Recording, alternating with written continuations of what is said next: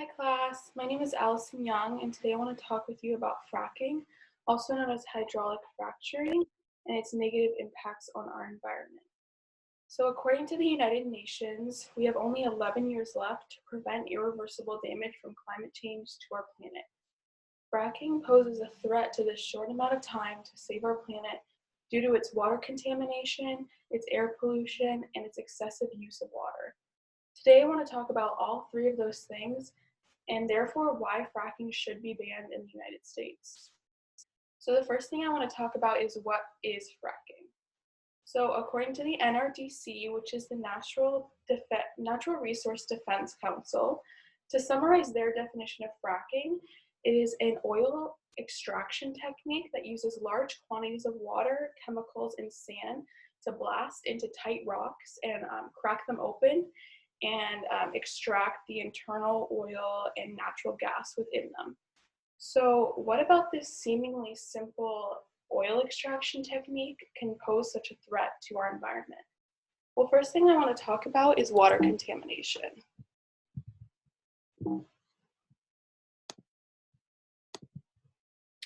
So according to the United States Environmental Protection Agency, fracking can contaminate clean drinking water and has dangerous chemicals in it that could be a threat to public safety. Some of the reasons why fracking could contaminate water are things like spills, leaks, faulty well construction, and other basic human errors that could happen every single day. The BBC also warns that carcinogenic chemicals are leaked during drilling processes and fracking and can leak into the ground site water, contaminating them. So what are the chemicals in fracking fluid and are they dangerous? Well, according to the NRDC, common ingredients include methanol, ethyl glycol, and propyl alcohol, all of which are considered hazardous to human health. This is very concerning considering that clean drinking water is essential to everyday life and health and well-being of all people, and chemicals that are hazardous to human health should have no place in clean drinking water.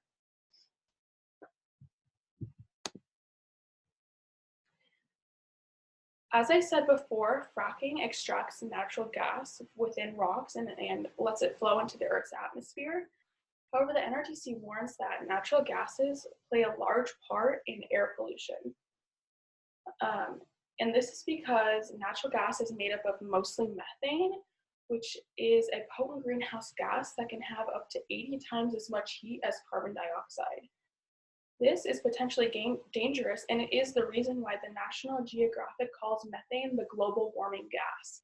It has so much heat content that it pollutes our air and it causes global warming at a rapid rate. Well, fracking releases natural gas into the air, which is made up of mostly methane, therefore is contributing significantly to air pollution. Robert Howarth, which is an ecologist at Cornell University, spoke to National Geographic and told them that scientists have seen a large spike in the amount of methane in the atmosphere over the last decade. And they've also seen a large spike in the fracking production in the US and Canada over the last decade, which is leading scientists to believe that the two are correlated, meaning that fracking is causing all of this methane in the atmosphere, which is heating up our Earth and posing a large threat and causing climate change and global warming. So I talked about water contamination and air pollution, and now I want to talk about the excessive amounts of water that fracking requires. So large quantities of water are necessary in order for fracking to work. The United States Geological Survey said that up to 16 million gallons of water per well can be used in fracking. To put that in perspective, as you can see from the graphic, in 2016, about 10 million gallons of water were used, and that was enough to fill almost 16 Olympic swimming pools, which is a huge amount of water. This poses a threat to communities that are already in high drought situations, as well as the Earth in general, as freshwater resources are becoming scarcer and scarcer as the years go on. So why is it that we keep fracking around in the United States? Well, there are benefits of fracking. The BBC says that fracking allows hard-to-reach oil and gas to be extracted and used, and therefore the oil production is boosted in the United States, which causes the economy to be boosted. And then things like gas prices are able to become cheaper for the everyday person. And while that's great for the economy and an individual who won't have to spend as much on gas, it isn't worth the destruction of our planet.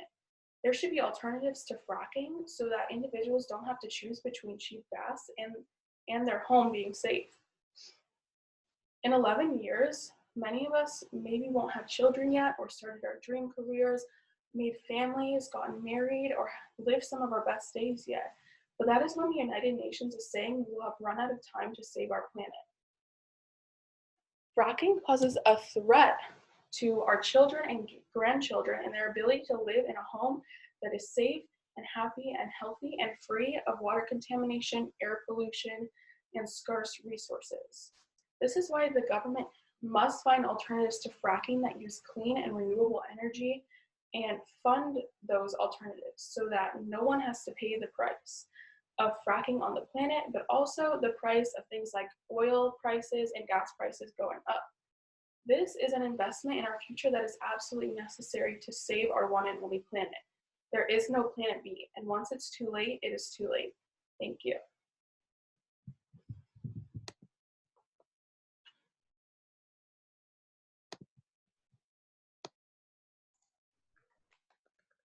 Oh, where did Mina go? Oh, she's here.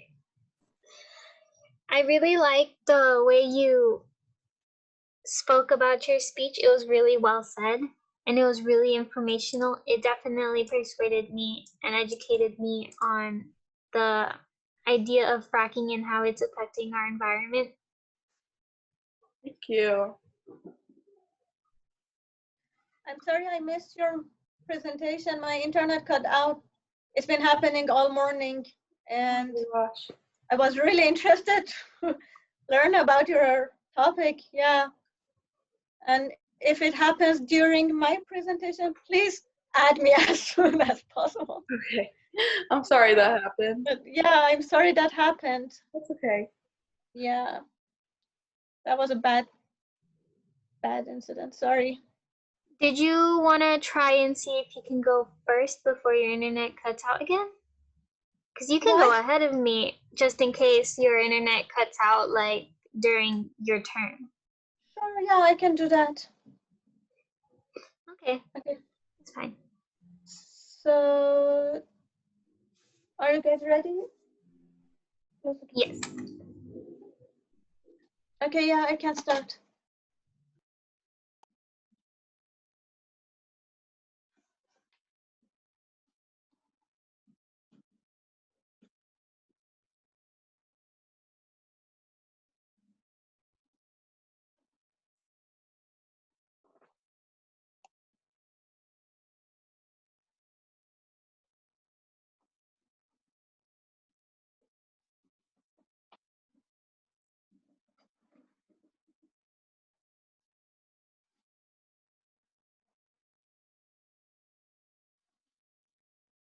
Hello guys, my name is Mina and today I want to talk to you about the art of saying no. Studying the history, we see lots of rough events, the wars and the mass genocides. And when we think about it, when we imagine ourselves in those situations, we think if we were there, we would stand in the good side. We would do the good for sure. But would we? Because the ones who did those stuff, the ones who did those crimes, they were not the bad people. They were not the devils. They were ordinary people. But something made a transformation on them. So what was the reason and how can we prevent those transformations in the future? Christopher Browning, in his book Ordinary Man, talks about the reserve police in Nazi Germany, Battalion 101 from Hamburg. He says the soldiers there, they were the working class. They had the jobs like waiter, truck driver, or port worker. They were middle-aged, average 39. Their duty in the job was to go and search the villages, find the Jews and kill them, or send them to concentration camps. When they learned about their duty, they had the chance to say no. So I'm going to emphasize here. They had the chance to withdraw the mission without any penalty.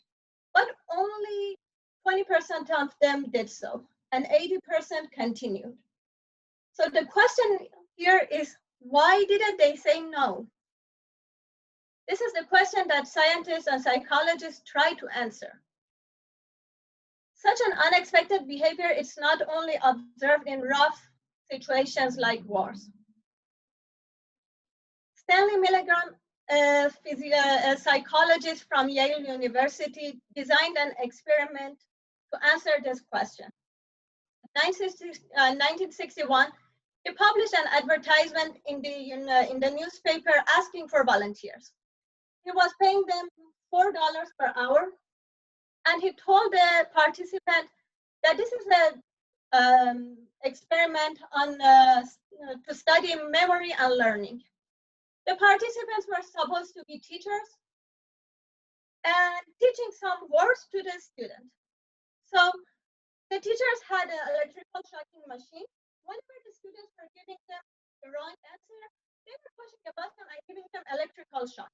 The first wrong answer, 15 volts. The second one, 30, 45. The last wrong answer, 450, which brings the risk of death to the students. Obviously, the students were not in any danger or pain. They were just playing their role, but the participants did not know about it. The result was unexpected. 26 out of the 40 of the participants finished the experiment, even though reluctantly.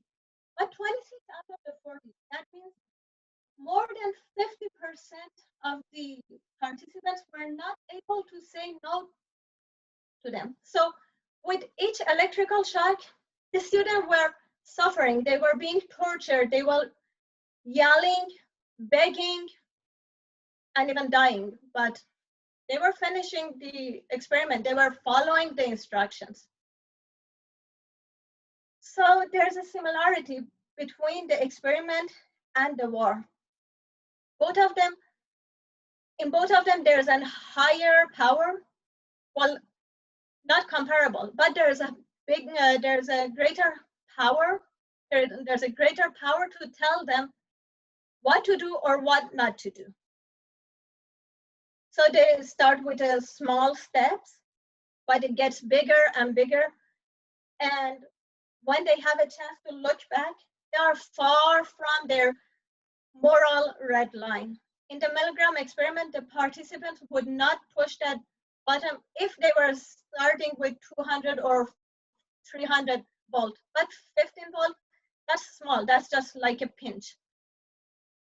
So that tells us about a hidden aspect of human behavior, which is known as authoritarian personality. In this personality is characterized by extreme obedience and respect for the submission. We all have it in some levels, but the only one with higher degrees are more exposed to some disorders like invading the ones out of their own group or following some popular values without questioning it. In all the protests or social values, they are ones that are protesting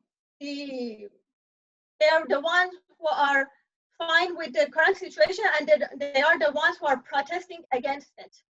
So if we are staying out of the game and we are watching it, we are still saying no to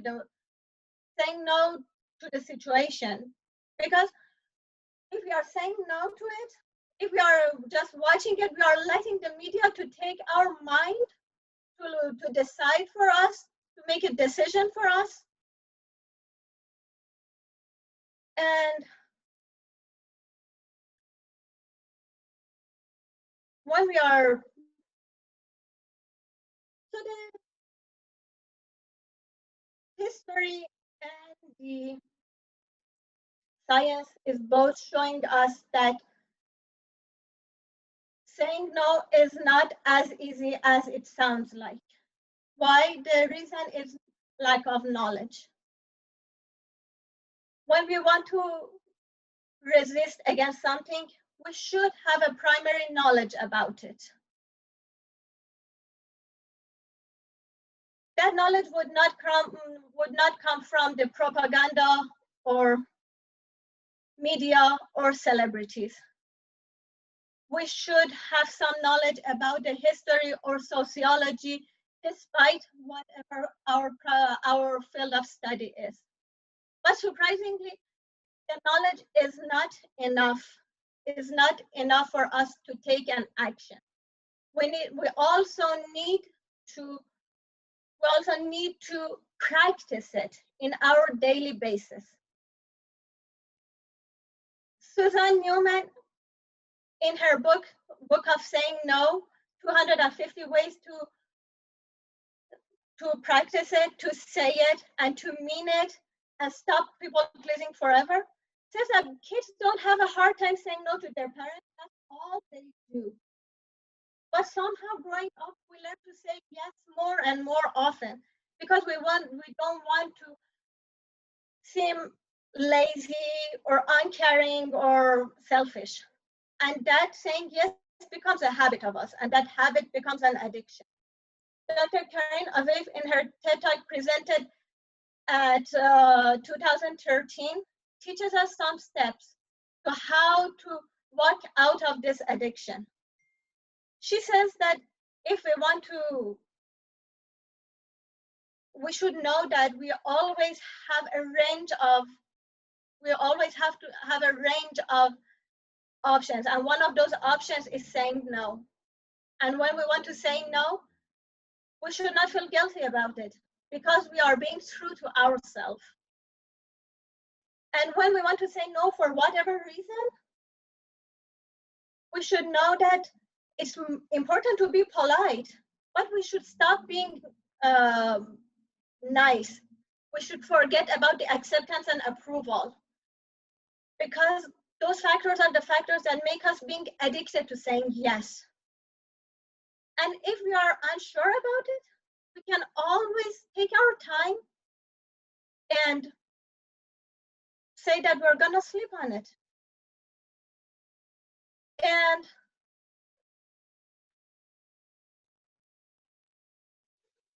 when we learn to say no, we are gonna also learn to say yes.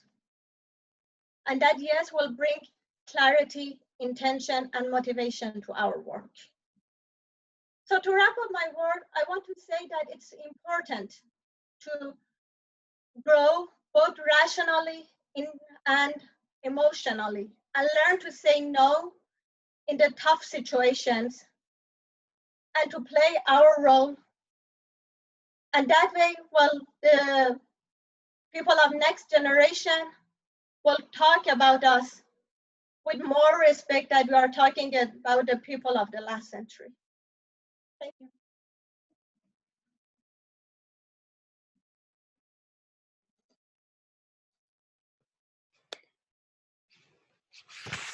Oh, the light's crazy.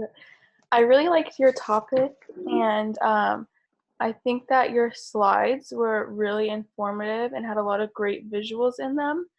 And I also really liked the points you made about how when you're able to say no in a polite but in a way where you're respecting your own boundaries, it makes saying yes like even that much better. And overall, really good job. Thank you. I somehow in the middle of it, I forgot what I was supposed to say. So I just want to say that congratulations to you that you have finished your presentation.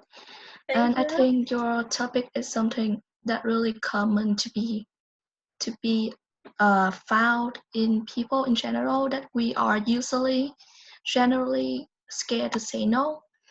And I have learned a lot from your speech, the history and all the aspect, the positive, the negative about saying yes and saying no. And thank you. Thank you. Okay. I really like your speech was really passionate and you really knew how to persuade. I was really persuaded. I definitely got the relatable part along with what Vu said, with the whole we're all scared to say no because we don't know about the consequences that might come with it. Okay, so I